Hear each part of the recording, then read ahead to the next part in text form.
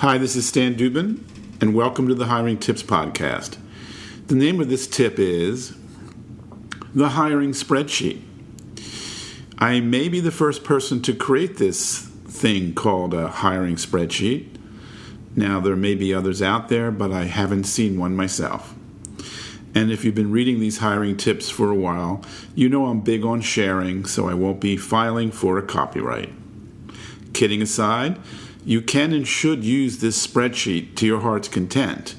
Now, you don't have a visual copy of the spreadsheet in front of you as you listen to this podcast, but I'll do my best to help you visualize it. There will be 3 columns running across that simply have candidate A, candidate B, and candidate C.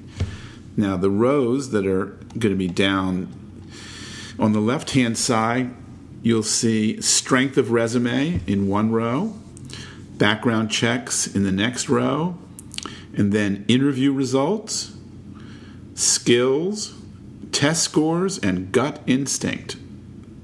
For now, those are the 6 rows that I've got in there that you can use. Now, each score that you enter is based on a range of 1 to 10. As you're moving through the hiring process with your candidates, insert a score in the appropriate row when you've completed each step. You'll get a good feel for this. It shouldn't take long. You'll know when you've got a 10 and you'll know when you've got a 7. And when you're closing in on making a decision, step back and look at your total score for each candidate.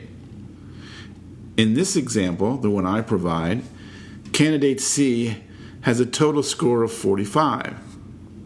Candidate A is not far behind with a 44, and candidate B is lagging considerably with 34.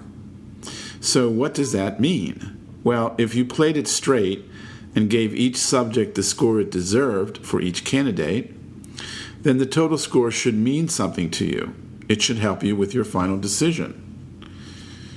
Are some areas more important than others? Well, that will depend on you and the position.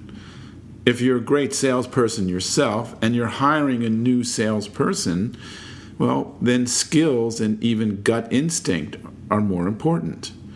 If you've got candidates that are somewhat close together in their total scores, then look over the scores for skills and gut instinct and factor those in more heavily.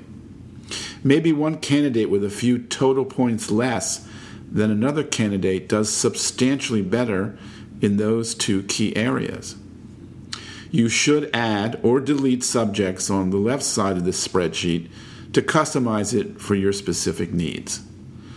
It's always going to come down to your judgment. With the help of this spreadsheet, you'll be able to make that judgment call more easily and more confidently. And I've included a link to a copy of the spreadsheet in Excel so that you can download and start using that and customizing your own right away. Thank you for listening. In addition to our podcast, we have a service that will help you hire honest, trustworthy, and dependable staff. Watch our 3-minute video at thetestingservice.com. Once again, that's thetestingservice.com.